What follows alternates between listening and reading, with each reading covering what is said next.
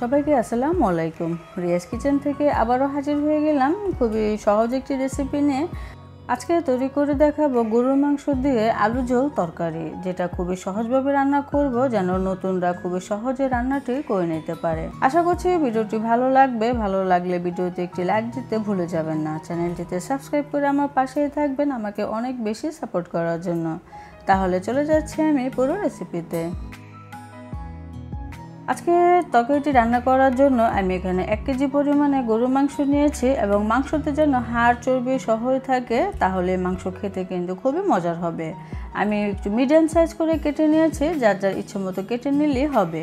এখানে আমি পেঁয়াজ দিয়ে দিলাম আধা কাপ পরিমাণে। যেহেতু আলু ঝোল তরকারি, পেঁয়াজের পরিমাণটা একটু বেশি দিলে খেতে ভালো লাগবে। 2 টেবিল চামচ আদা রসুন বাটা দিলাম, 2 চা চামচ দিয়ে দিলাম হলুদের গুঁড়া এবং 1 টেবিল চামচ দিয়ে দিয়েছি মরিচের গুঁড়া, 1 টেবিল চামচ ধনিয়ার গুঁড়া এবং স্বাদ অনুযায়ী লবণ দিতে হবে। আমি এখানে 1 চা চামচ জিরা বাটা ব্যবহার করেছি এবং আধা চা চামচ গরম মশলা বাটা ব্যবহার করেছি। কিছু আস্ত গরম মশলাও দিলাম। আমি প্রায় 4-5টির মতো এলাচি থেতো করে দিয়েছি, 2টা তেজপাতা ছিঁড়ে দিলাম এবং কয়েকটি দারচিনি এবং কয়েকটি লংও দিয়ে দিয়েছি। এখানে আমি আধা কাপের একটু কম হবে সয়াবিন তেল দিয়ে দিলাম। নিজেদের পরিমাণ মতো তেলটা আসলে দিয়ে দিতে হবে। তো আমি এখানে বাটা মশলাটা ব্যবহার করেছি। যদি জিরা বাটা দিতে না চান সেক্ষেত্রে জিরা গুঁড়ো ব্যবহার করতে পারেন।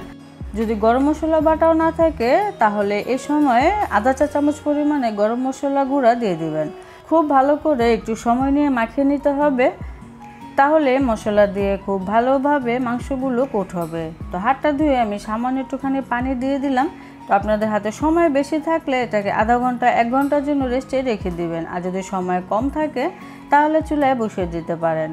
আমি কিছুক্ষণ রেস্টে রেখেছিলাম, মানে আধা ঘন্টা পরে চুলায় বসিয়ে দিয়েছি। এখন চুলার জালটা মিডিয়াম টু লোতে রেখে খুব ভালো করে মাংসকে কষিয়ে নিতে হবে। আমি নেড়েচেড়ে ঢেকে অপেক্ষা করলাম। প্রায় 20 মিনিট পরে ফিরে এলাম। মাঝে কিন্তু অবশ্যই নেড়েচেড়ে দিতে হবে। মাংসের কালারও কিন্তু চেঞ্জ হয়ে গিয়েছে এবং তেলও উপরে উঠে এসেছে। আমার এই মাংস কষানো হয়ে গিয়েছে। এখন মাংস সিদ্ধ করার জন্য আমি পরিমাণ মতো পানি দিয়ে দিলাম। আমি এখানে 1 কাপ পরিমাণে গরম পানি দিয়ে দিলাম। চুলার জালটা এখনও আমি কিছুটা কমিয়ে রেখে তারপরে মাংস সিদ্ধ করে নিব। এখন একটু ভালো করে নেড়েচেড়ে মিশিয়ে দিচ্ছি।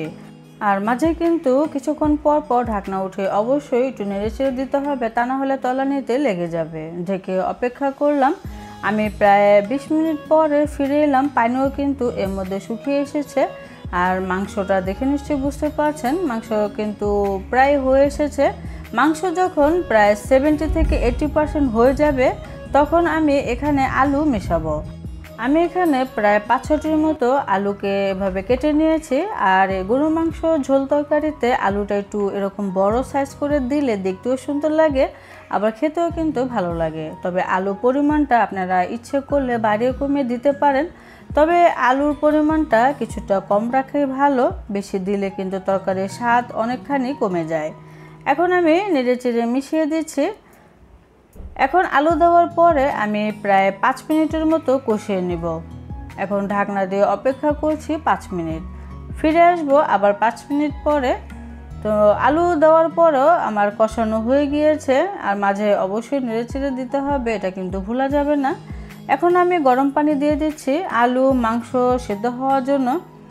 এখানে আমি প্রায় 3 থেকে 4 কাপের মতো পানি দিয়ে দিলাম। তারপরও যে যতটুকু ঝোল খেতে পছন্দ করেন সেই হিসেবেই পানি দিয়ে দিতে হবে, যে মাংস আলু দুটোটাই সেদ্ধ হবে, আবার ঝোলের পরিমাণটা কতটুকু রাখতে চান সেই হিসাব করে পানি দিয়ে দেবেন। তো আমি ফিরে এলাম প্রায় 15 থেকে 20 মিনিট পরে। চুলার জালটা কিন্তু এই অবস্থায় মিডিয়ামের থেকে কিছুটা বাইরে রেখেছিলাম। যেহেতু পানি দিয়েছি এখন চুলার জালটা বাইরে রাখলে বেশি ভালো হবে। এ পর্যায়ে এসে এখানে আমি কিছু কাঁচামরিচ দিয়ে দিলাম। এগুলো ভাঙার দরকার নেই। আপনারা ঝাল পরিমাণ যদি বেশি খেতে চান তাহলে ভেঙে দিতে পারেন, আবার শুকনো মরিচের পরিমাণটাও বাড়িয়ে দিতে পারেন। আমার এখানে কিছুটা লবণ প্রয়োজন ছিল, আমি দিয়ে দিলাম। আর এই আস্ত কাঁচামরিচগুলো কিন্তু মাংসটা যখন প্রায় হয়ে আসবে তখনই দিবেন, এতে করে এত সুন্দর একটি ফ্লেভার বের হয়। যখন আপনারা দিবেন তখনই বুঝতে পারবেন। আমার এই তরকারি কিন্তু হয়ে গিয়েছে। আমি প্রায় 5 মিনিটের মতো আরও রান্না করে নিলাম। তো নামানোর আগে এখানে আধা চা চামচ করে ভাজা জিরার গুঁড়া এবং সামান্য একটু গরম মশলা গুঁড়াও দিয়ে দিয়েছি। এখন একটু নেড়েচেড়ে মিশিয়ে নিচ্ছি। চুলাটা এখন আমি বন্ধ করে দিব, তারপরে ঢাকনা দিয়ে ঢেকে 5 থেকে 6 মিনিটের মতো রেখে দেব।